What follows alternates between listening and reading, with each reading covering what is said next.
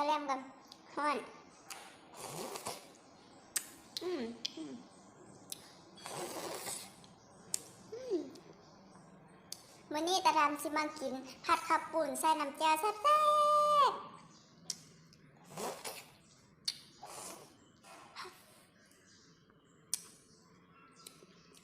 เอาให้เลิศพันไปกับข้าวปุ้นกับน้ำแจ่วกินกระแลมก่อนเพราะว่าอากาศร้อนแห้งอืมอืมกินหนึ่งโจกเลย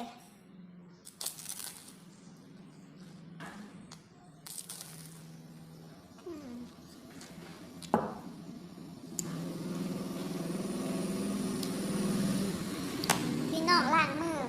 เตรียมสิไปกินผัดข้าวปุ้นกับน้ำแจ่ว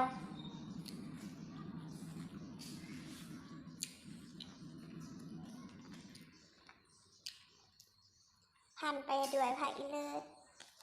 จังสิ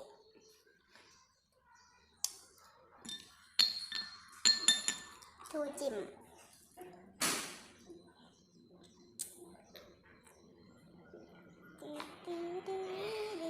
น้ำแจ่วสีเหลืองทอง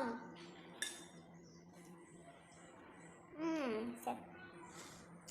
หอมหวาน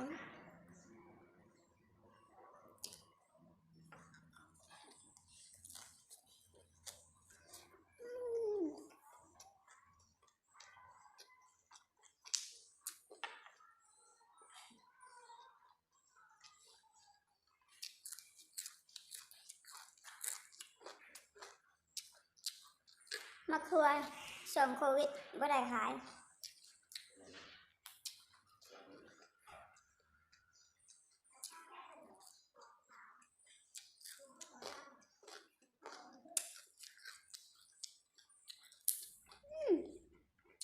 หวานหอม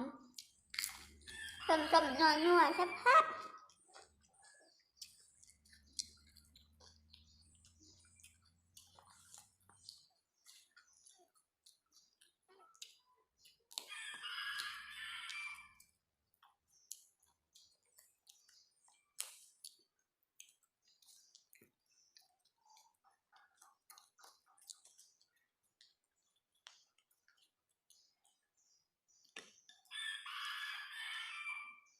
แจ่วลงแล้วก็เอาข้าวปุ้นใส่โอ้ยเอาทูมันยากซาหังก็เอามือตุ๋ยใส่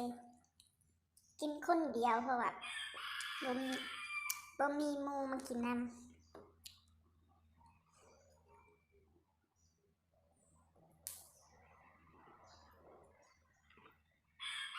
แซ่บกับน้ำแจ่วมักทั่วดินแล้วก็เอาเอามะนาวแล้วก็น้ำตาลแม็กกี้ใส่แล้วก็แซ่บแล้วถ้าผู้ใดที่ว่ามักรสชาติที่ว่าแซ่บกว่านี้ก็เอาไปปรุงเพิ่มเพราะว่าตาดำมักรสชาติซ้ำนี้แล้วก็บ่เผ็ดร้ายบ่หวานร้ายแล้วก็แซ่บพอดีแซ่บนัวหวานสุดยอด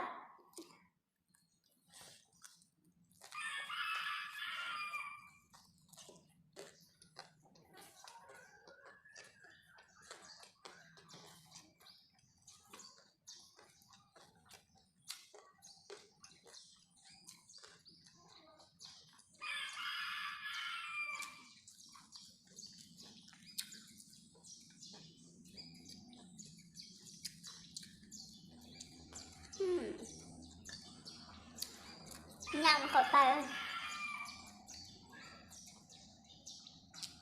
หอมผักอีเลิศมันมะเขือดินกรอบมะเขือหอมกระเทียมหอมมะบัวมันกรอบสมหวานเพราะว่ามีมะนาว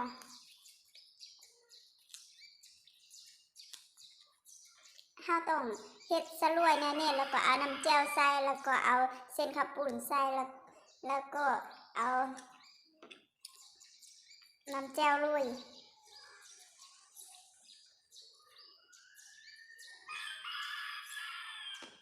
ผู้ใดที่ว่ามักเผ็ดกบทอดมักเผ็ดใส่ก็ได้เพราะว่าอันมักเผ็ดหั่นนะมักเผ็ดหันตะดำกินบ่ได้เพราะว่าเกิดโรคกระเพาะเรามันระวังแน่ผู้ใดที่ว่ามักกินเผ็ดอืม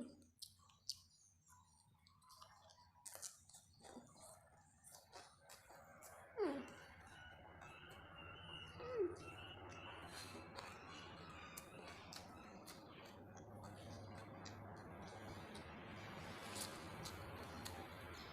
อืม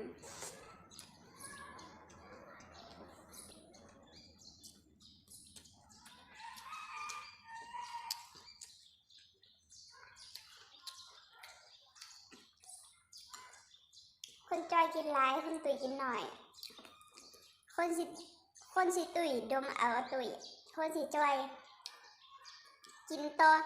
ให้ไปบ่ได้มันก็บ่ตุย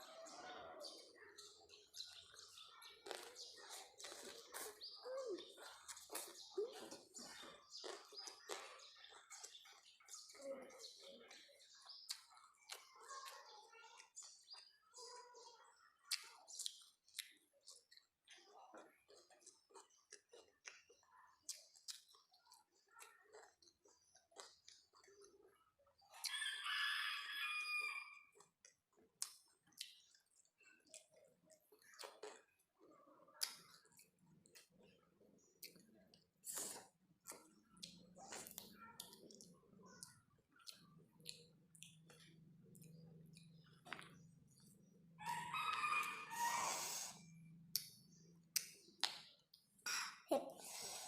อ่ะนี่มักเผ็ดนี่เด้นี่มักเผ็ดป่นมันเป็นน้อยๆ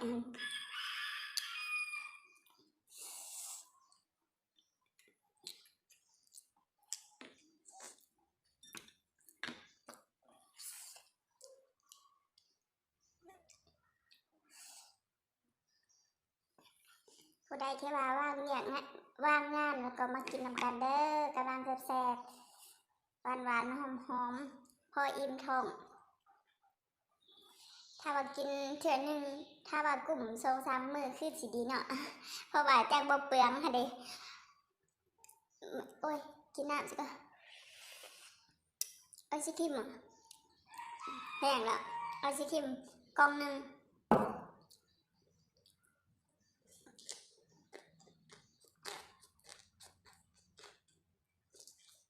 อืมอืม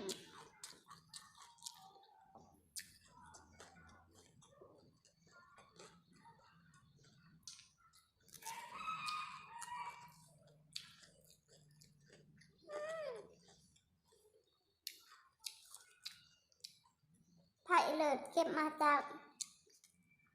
ฟาร์มหวยธรรมศาสตร์เลยมักทั่วก็ช่วงนี้มักทั่วถือเขาก็บ่ได้ฉีดยามักทั่วปลอดสารพิษผักหอมก็เก็บเอามาจากสวนสวนผักกาดน้ำ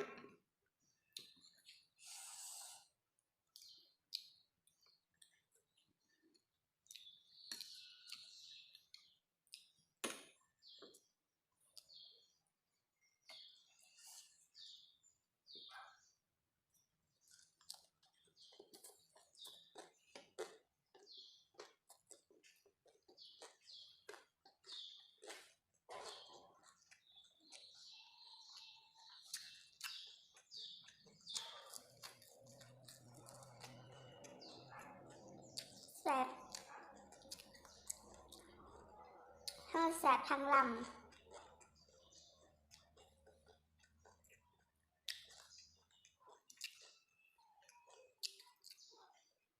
ผักหอมกันกำแท